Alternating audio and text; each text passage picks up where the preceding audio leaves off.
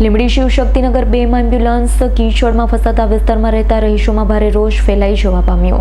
લીંબડીની વાત કરવામાં આવે તો લીંબડી શહેરના ઘણા બધા વિસ્તારમાં રોડ રસ્તા અને ગટરની સુવિધા ન હોવાના કારણે લોકો પરેશાન બન્યા છે। ત્યારે થોડા સમય પહેલા જ રસ્તા માટે લીંબડીના સૌકા રોડ ઉપર આવેલ શિવશક્તિનગર 2ના રહીશો દ્વારા પાણી અને રસ્તા બાબતે નગરપાલિકાને રજૂઆત કરી, પરંતુ જેમનું તેમ આજના દિવસ સુધી છે। ત્યારે ગત રાત્રે સુરેન્દ્રનગર ખાતેથી એમ્બ્યુલન્સ દ્વારા શિવશક્તિનગર 2માં દર્દીને મૂકવામાં આવેલ એમ્બ્યુલન્સ કીચડમાં ફસાઈ જવા પામી। ત્યારે એમ્બ્યુલન્સને કાઢવા માટે આખી રાત મહેનત કરેલ તેમ છતાં બહાર નીકળી ન હતી। ત્યારે રહીશો પરેશાન થયા હતા। એમ્બ્યુલન્સ ચાલક પણ ત્યારે સવારે એમ્બ્યુલન્સ કાઢવા માટે ટોચન ગાડી મંગાવી તેમ છતાં નીકળેલ નહીં। ત્યારબાદ રહીશો દ્વારા ટ્રેક્ટર જેવું વાહન મંગાવી કલાકોની ભારે જહેમત બાદ આ એમ્બ્યુલન્સને બહાર કાઢવામાં આવી હતી। ત્યારે હાલ વિસ્તારના રહીશો દ્વારા જણાવવામાં આવ્યું હતું, ભગવાન કરે તો આ દર્દીને મૂકવા એમ્બ્યુલન્સ આવી હતી। જો ઇમરજન્સી હોય અને કોઈ દર્દીને લેવા માટે આવેલ હોય તો આવી પરિસ્થિતિ સર્જાઈ હોય તો દર્દીનો જીવ જોખમમાં મુકાય તો આની જવાબદારી કોણ લે? આવા અનેક સવાલ ઉઠ્યા હતા। જ્યારે જોડે એ પણ જણાવવામાં આવ્યું છે કે આ રોડ રસ્તા માટે લીંબડી નગરપાલિકાને અવારનવાર રજૂઆત કરવા છતાં અમારી વાતોને ચડાવવામાં આવેલી છે।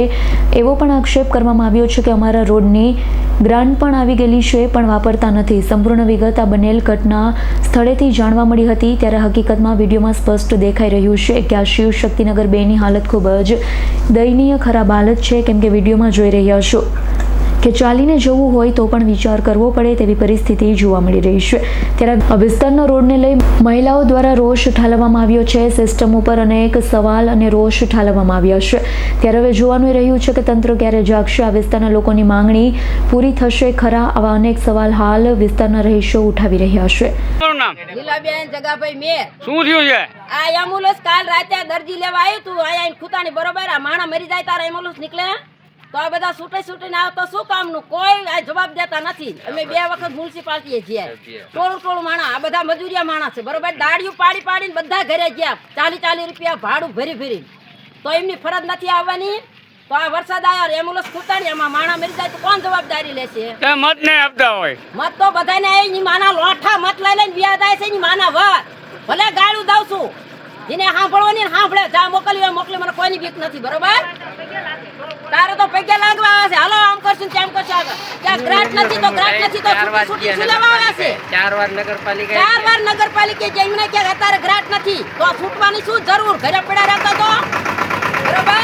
આ એમાં છૂટવાની આવવાની હોય ભાઈને તો ડિલિવરી લઈને છોકરા હતા ઘણી કેટલી વખત પાડી દે પણ કોઈ ખવડાતો નથી। નગરપાલિકાએ કોઈ દી કીધું આવું? હા, નગરપાલિકા કે ફેરા નાખી દેશે ખાડા છે, કોઈ ન આવી। તમે મત નહીં આપતા હોય? મત તો બધા ધીરે પગે લાગુ આવતા હતા મત લેવા। આ જો પાણીમાં ખૂંચાણા એમ્બ્યુલન્સ જો લઈને આયા ખૂંચી ગયા, આમાં કેમ લઈને દવાખાને જવા? આ રોડ તો સારા છે, નથી સારા રોડ? આ રોડ સારા છે તો ખૂંચાય ટીસણામાં ખૂંચી જાય રોડ સારા તમે હે એટલા અમે ખૂંચાણા છે। આ પાણી ફૂટીને આવ્યા છે, નથી ગ્રાન્ટ નાખવા આવતા, નથી કચરું નાખવા આવતા બરોબર।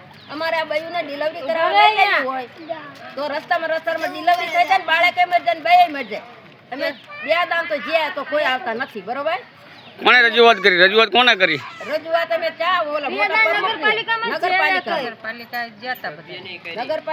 એને કઈ કરવું નથી બરોબર। તો અમે કઈ ઘડીએ બધા મજૂરિયા માણસ છે, દાડી પાડીને કોઈ નવરા ન હોય, આ બધા મજૂરિયા માણસ છે, કોઈ કઈ નોકરી વાળા નથી। માણા 1000 રૂપિયા દઈ મોકાશે કોઈ? હા જે કેસ હાટો તો મોટો ચાલે જાવ। કલ્પેશ વાઢેરનો રિપોર્ટ, S9 ન્યૂઝ, સુરેન્દ્રનગર। અમારી તમામ માહિતીથી અપડેટ રહેવા માટે જોડાયેલા રહો S9 ન્યૂઝ સાથે।